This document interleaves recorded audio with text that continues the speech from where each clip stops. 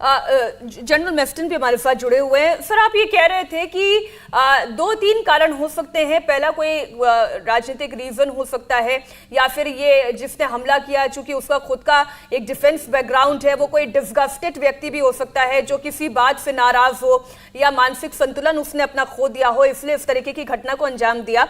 लेकिन हैरान ये बात करती है कि जिस देश में गन कल्चर बहुत ही स्ट्रिक्ट है, वहां पर इस घटना का हो जाना। बिल्कुल सही, क्योंकि वही मेरे को हैरानी है, क्योंकि जापान में गन लॉज बहुत स्ट्रिक्ट है, उसमें कोई शक नहीं है। और जापान की जो आम जनता है वो भी बड़ी पीस लविंग है। मतलब वहाँ ये इंसिडेंट होना पूरे वर्ल्ड के लिए बड़ा शॉकिंग है, अनलाइक अमेरिका जहाँ पर हर तीसरे दिन गन फायर हो जाता है स्कूल्स में या कोई मॉल्स में।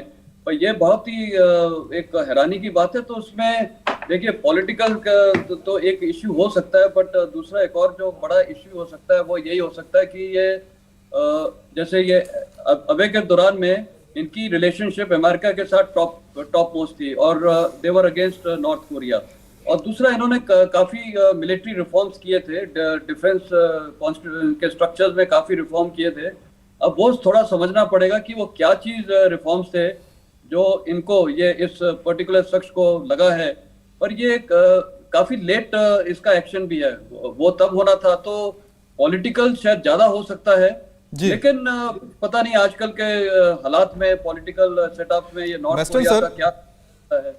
हाँ, यस जी, एक चीज आपसे मैं जानना चाहता हूं, क्योंकि आप जापान गए हैं कि मैं भी जापान से अभी हाल ही में गया था जब वहां पर क्वाड समिट हुआ था। हमने एक चीज वहां पर नोटिस किया है कि जापान के अंदर जो सुरक्षा बहुत टाइट है, ये तो बिल्कुल हमने देखा है, लेकिन वहां पर आने जाने की रोक टोक हम बहुत कम देखते हैं। किसी भी होटल में आप जा सकते हैं, कहीं पर भी जाते हैं, आपको सवाल नहीं पूछा जाता है। वहां के जो हमने देखा है कि जो बड़े बड़े फिगर्स भी हैं, पॉलिटिकल फिगर्स, उनके आसपास बहुत ज्यादा सिक्योरिटी नहीं रहते हुए देखा है, बहुत आसानी से आप अप्रोच कर सकते हैं।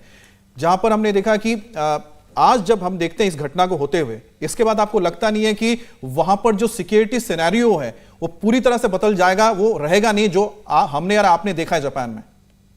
नहीं, बिल्कुल सही, आपने ये बहुत रिलेवेंट इश्यू उठाया है कि देखिए कई कंट्रीज, खासकर वेस्ट में या जापान में, ऑस्ट्रेलिया में, कई कंट्रीज में मैंने भी ये नोटिस किया है कि बहुत इजी गोइंग सिक्योरिटी। और खासकर वेस्ट में भी आप देखिए with Schengen visa you can just cross over anyway.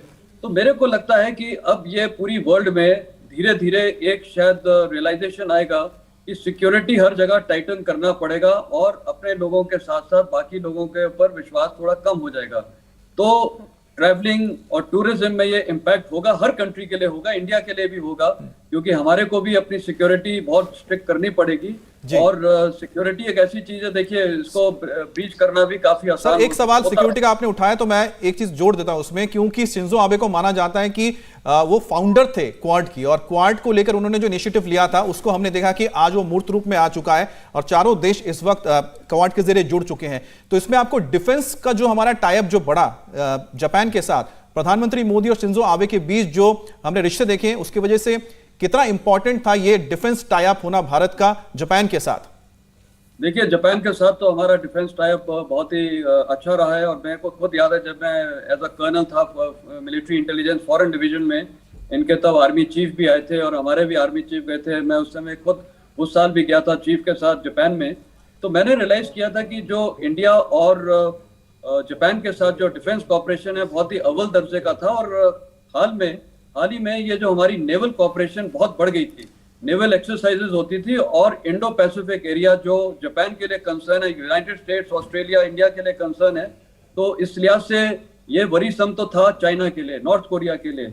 और हो सकता है कि देखिए आजकल सबवर्जन करना काफी आसान है, हो सकता है चाइनीज हैंड या नॉर्थ कोरियन हैंड हो सकता है कि ये एक शख्स को जो वहां रिक्रूटेड था। बिल्कुल सर, मैं इस एंगल पर भी आपके पास आऊंगी, क्योंकि नॉर्थ कोरिया को लेकर जितना कड़ा स्टैंड शिंजो आबे का रहा, लेकिन इसी का दूसरा पक्ष ये भी है कि अमेरिका और ईरान के बीच में दोस्ती को मजबूत करने के लिए कैसे शिंजो आबे ने काम किया, इस पर भी हम आपसे चर्चा करेंगे देवेंद्र। लेकिन एक और तस्वीर जो आ रही है वो थोड़ा सा मैं आपके सामने रख देती हूं।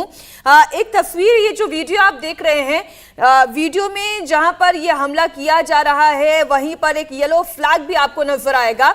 ये देखिए, ये हमलावर जो आगे की तरफ बढ़ा, उसने कातिलाना हमला किया। वहीं पास में अगर आप थोड़ा सा और गौर करेंगे, एक पीले रंग का फ्लैग दिखाई दे रहा है। वहीं पर घात लगाकर ये हमलावर इंतजार कर रहा था और इसके बाद जैसे ही उसे सही मौका मिला वो आगे की तरफ बढ़ा। उसने पहला फायर किया तो शायद वो सिक्योरिटी पर्सनल जो था वो भी नहीं समझ पाया और उसने तुरंत ही दूसरा फायर कर दिया।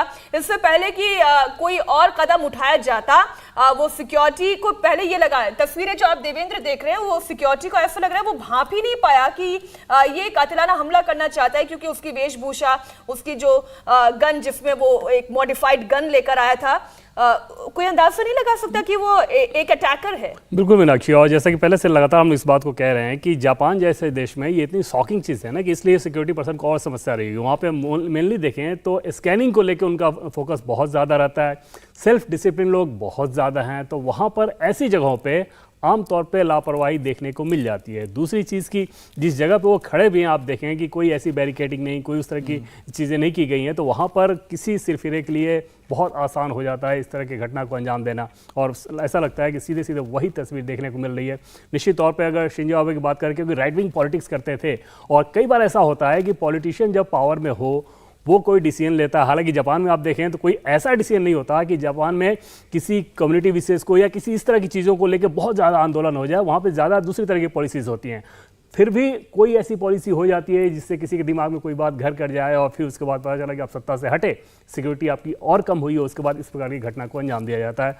संभव है कि इस केस में भी वैसी ही चीज़ आगे सामने आए। अच्छा, एक चीज़ मैं इसमें जोड़ देना चाहता हूं कि आपने जिक्र किया देवेंद्र, क्योंकि आप इसको समझते हैं, क्योंकि हम जो लगातार बात करें क्वाड और चाइना की, जब मैं इस बार अभी गया था क्वाड समिट के दौरान, हमने वहां पर देखा कि वहां प्रोटेस्ट नहीं होता। देखिए जापान में जब भारत में आप देखते हैं ना जुलूस निकलता है, वहां प्रोटेस्ट की इजाजत नहीं होती है। वहां पर जो प्रोटेस्ट देखने को मिला था वो प्रोटेस्ट एक चीज को लेकर था, वो बहुत अहम है जानना। वहां पर हमने देखा कि कुछ लोगों को हमने वहां के जो हम कह सकते हैं जो इंपीरियल वहां पर राज होता था, यानी कि राजा राज करते थे, उस दौरान उनकी एक वर्दी होती थी, या फिर जो सेकंड वर्ल्ड वॉर में जो वर्दी होती थी, उस वर्दी में हमने देखा लोगों को प्रोटेस्ट करते, और उसमें जिक्र हो रहा था कुछ आइलैंड्स को लेकर जिस पर चीन अपना हक जमाता है, और लोग चाहते थे कि वो जो वहां पर आइलैंड्स है उसको छुड़ाया जाए। तो इंडिया टीवी हर वक्त हर जगह डाउनलोड करने के लिए सर्च करें India TV news Google play store या ऐप स्टोर पर।